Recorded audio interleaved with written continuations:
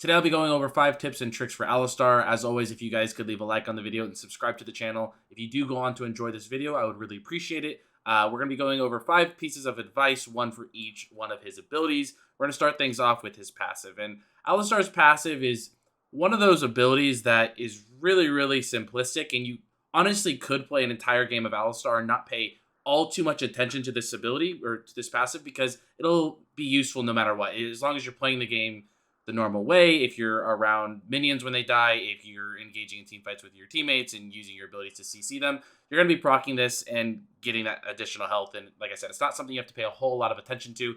But if you want to use this to the best of your advantage, what you want to do is you're going to be paying attention to this right above your abilities. And you can kind of use this as a way to help yourself or help convince yourself if it's a good time to go for a play or if it's maybe a better time to wait, stack up a little bit more, and then go for a play. And when I say go for a play, that's going to be more so like in the lane phase, for example. If you're looking for a 2v2 and you think it's going to be a really close skirmish, knowing that you're going to proc that passive and get that heal in the middle of a 2v2, that could be a big difference maker. If it's late game in team fights and you see an opportunity to engage for your team, you're not going to want to hesitate and look down and be like, oh, is my passive going to be up? Oh, it's not going to be up. I'm not going to go for it. I'm not going to pull the trigger. Late game team fights, when you need to pull the trigger, you just got to pull that trigger. But in team fights, or excuse me, in 2v2 in the lane phase, definitely pay a little bit more attention to your passive. If you see that it's going to be procced pretty soon, a good time to go for a trade because that heal is going to be pretty helpful.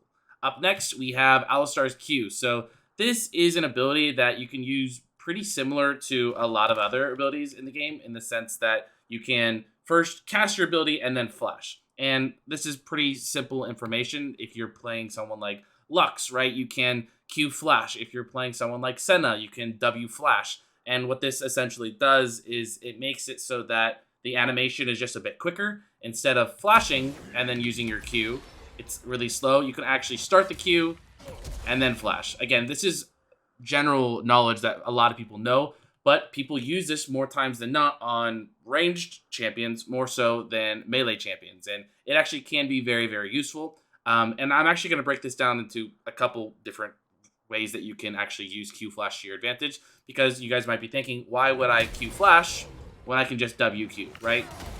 So the reason you would want to Q flash instead of WQ is for a couple reasons. One of which is because if you Q flash, you still have your W up, and now you can knock them back into your team. So specifically, like if you find yourself over in one of these bushes during the lane phase, right? I'm gonna walk over here real quick. And you see someone right here, and you're in the bush, instead of doing something like this and setting up a gank for your jungler, instead, if you Q flash, walk behind them, W, you're able to knock them back. So that's one reason you want to Q flash instead of just doing WQ. The other reason, this one is a bit trickier, is if there are 2 different groups of people that you are trying to get on top of. So let's say you want to hit this guy, you also want to hit this guy back here, right? What you can do in this situation is kind of extend this combo. Instead of just WQ, you can WQ flash. And what you're going to do is you're going to end up knocking up both of these groups of people. So that is a little bit more advanced. But again, just showing a couple different ways as far as how you can use Q flash to the best of your ability. Because again, a lot of people use this common knowledge on a lot of ranged champions, but not so much on melee champions. So Q flash, you can use that to W them backwards. Or you can also go for the WQ. Oops. I should probably do it correctly. There we go. WQ flash to extend your combo and hit someone in the backline. Up next, let's go over Alistar's W. And my piece of advice for his W is to not always follow it up with your Q. Of course, there is the classic WQ combo, but there is a way to extend your combo by not using these abilities one after another. Of course, if you were to not use them one after another when they're out in the open like this, if you were to W first, then you have to walk up, chase them down, and then Q. They can flash away. They can dash away. That's not going to work. That's not when we don't lay our abilities one after another. When we do leave that gap is when we have terrain to work with. So instead here, instead of doing a WQ, I can W him first, wait that second, and then Q. He's going to be stunned for just a split second after the W, so being able to not use these back one after another, they're going to extend the overall amount of time that they're CC'd for, allowing your team time to follow up and kill them. Now, I do just have to say you have to be very careful when using this because this is a pretty big piece of terrain. So if they are lined up with something like this, absolutely, I could do that, right? And again, if you want to practice this yourself, you can look at that little purple swirly to make sure you're doing it right. So I W, they're stunned, I Q, right as that's ending for an extended combo. Again, that's a big piece of terrain. If there is a small piece of terrain like here, if you try to use these abilities with a gap in between, what's going to happen? You're going to knock them over the wall. And this is something that I still struggle with sometimes too, because I'm getting a little greedy looking for that maximum amount of CC on the enemy. And so sometimes it's okay to just play it safe. If you're not sure, like if you have an angle like this, you're like, well, this is a big piece of terrain, but the way that I'm lined up, I might knock him over. Just go for your standard combo, right? But if you have an angle like this and you feel pretty confident, there's nothing wrong with not using your abilities one after another for that standard combo. Leave that bit of a gap to CC them that extra duration. Up next, let's go over Alistar's E. So pretty basic piece of information here when it comes to his E. This is more so a piece of advice for people who are probably in lower ranks or still learning the champion. Of course, your E, you need to be near someone. You're going to stack it up. And a lot of people, again, in lower ranks, are going to wait for that to be fully stacked up and then start the auto attack. So my piece of advice here is you can actually start that auto attack a little early. Again, I should probably show you how to do it correctly. But I actually start the auto attack. I'll right click before it's fully charged, and that just makes it so that it's a little bit quicker.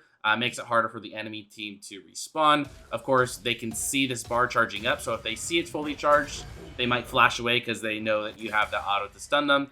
But you might catch them off guard if you start the auto attack a little early before it's fully charged. Get that stun off right as it charges rather than waiting a second. So that's my piece of advice for his E. Final thing here is going to be for Alistar's ultimate. And this is, again, pretty general information. If you guys have been playing a lot of Alistar, if you're an advanced player, this probably doesn't apply to you. But again, a lot of lower ranked players are making this mistake of holding on to their ulti because it cleanses yourself, right? And yes, that is very, very important. If a team fight breaks out and you're frontlining for your team, and for some reason the enemy Lissandra ults you, you don't want to be stuck in that Lissandra ulti, so you just cleanse yourself, right? That's basic information. If you get CC at the start of a fight, pop your ulti. But I do see a lot of people, what they're doing is they're going in, and they're taking up damage, let's say there's, multiple people here. They're taking a bunch of damage, but they're not getting CC'd, right? So they're not popping their ulti, and they're just taking damage the whole time. You got to remember that, yes, this is a cleanse, but you also take 75% reduced damage. So don't feel like you need to hold on to this ability to get the maximum usage out of it and not only reduce damage, but also get that cleanse off. Yes, using it for the cleanse is really, really important, and you should do that. But don't feel like if you go into a fight, you can't just immediately pop your ulti, because you can. If you want to be able to frontline for your team, popping that ulti, even though you might be CC'd right away, is just going to help you provide that frontline for your team and soak up that additional damage. So that's my advice for his ulti. Again, 5 tips and tricks for Alistar, 1 for each one of his abilities. I hope you guys went on to enjoy this video or found it helpful. If you guys want to see more stuff like this for a different champion perhaps, let me know down in the comment section below what champion you'd like to see. Also, again, if you guys enjoyed this video, liking, subscribing, all that stuff really, really does make a big difference. That'll do it for me in this video, though. Thank you guys for watching to the end of this one. I'll see you guys in the next one. Peace.